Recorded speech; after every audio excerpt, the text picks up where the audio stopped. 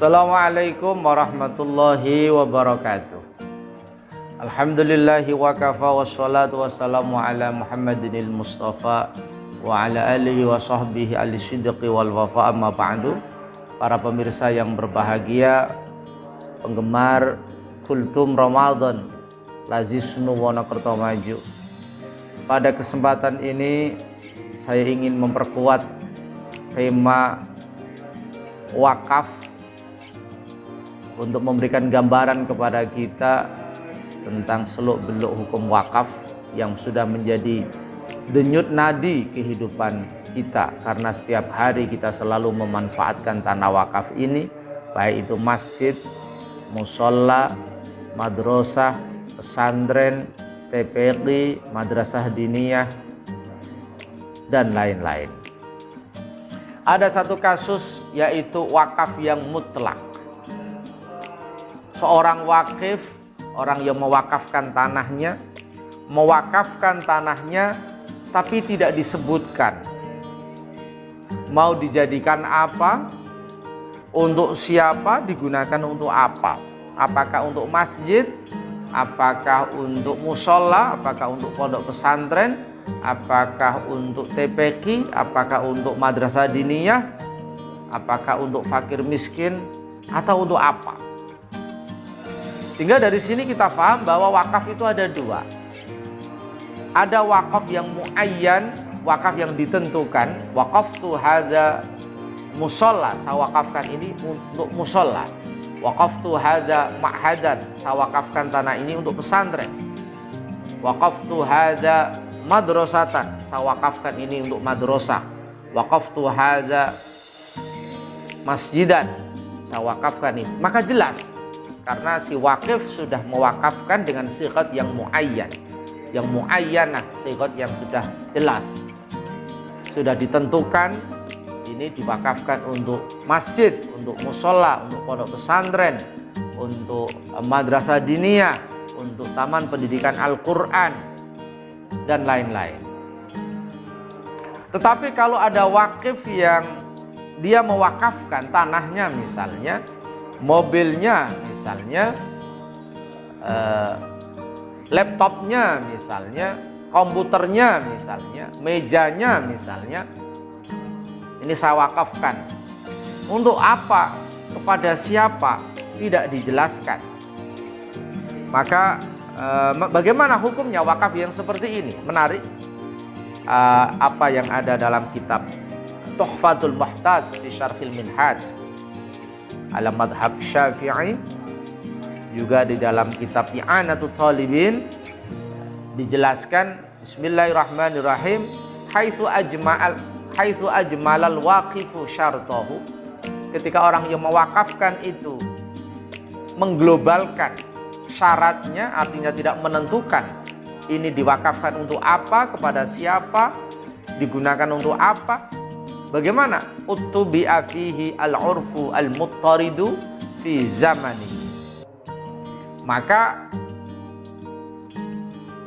mensikapi wakaf yang global ini, yang belum jelas ini, maka yang diikuti adalah al-urfu al-muttaridu fi zamanihi. Bagaimana kebiasaan yang berlaku pada zamannya. Li'annahu bimangzilati syartihi.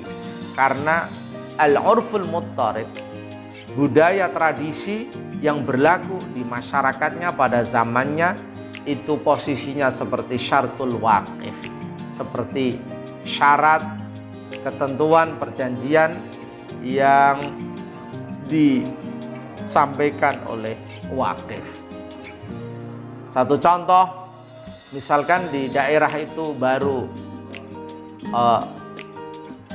membangun masjid misalnya, kemudian dia mewakafkan, ini mobil saya wakafkan.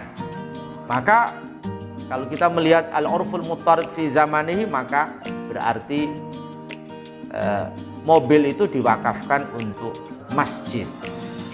Ketika baru booming, baru tren di daerah itu mengembangkan lembaga pendidikan, madrasah misalnya, kemudian ada orang mewakafkan tanah 1 hektar, maka al-urfu al-muttarid budaya yang berlaku di masyarakat.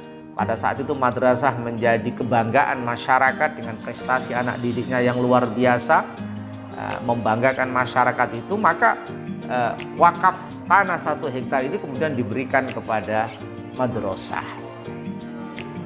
Karena apa? Karena itu pandangan agama, al-urfu al-muttarid, budaya yang berlaku di masyarakat itu yang sifatnya lokal dan kontekstual, itu bimangzilati syartil waqf, itu posisinya seperti syaratnya orang yang mewakafkan. Karena di dalam wakaf itu ada kaidah yang luar biasa, syartul waqif karena si syarek. Apa yang disyaratkan oleh orang yang berwakaf itu hukumnya sama dengan nasnya Allah dan Rasulnya. Artinya tidak boleh diubah, tidak boleh diganti, karena itu perjanjian sakral yang disaksikan oleh Allah dan para malaikat. Misalnya si wakif mewakafkan tanah untuk masjid, maka tidak boleh dirubah untuk yang lain, untuk musola, untuk madrasah, untuk pesantren, karena memang si wakif mewakafkan tanahnya untuk masjid. Maka ketika si wakif ini tidak menyebutkan untuk apa dia mewakafkan tanah itu, mobilnya, laptopnya, dan lain-lain, maka ukurannya, parameternya adalah al-urfu al-muttarid, atau kebiasaan yang berlaku di masyarakatnya yang sifatnya sangat lokal, kontekstual, sesuai dengan apa yang terjadi di masyarakat itu. Setelah itu ada parameter yang kedua, summa ma kana aqraba ila maqasidil waqifin. Kemudian untuk menetapkan itu juga dilihat dari mana yang paling dekat kepada tujuan orang-orang yang mewakafkan. Artinya seorang nazir harus bisa membaca apa tujuan utama dari orang yang mewakafkan itu.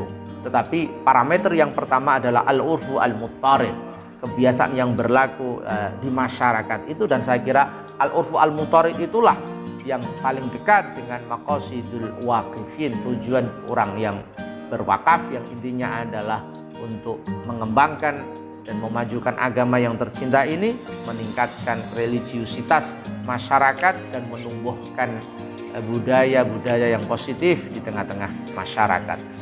Demikian, semoga bermanfaat. Kurang lebihnya mohon maaf. Wal afu minkum.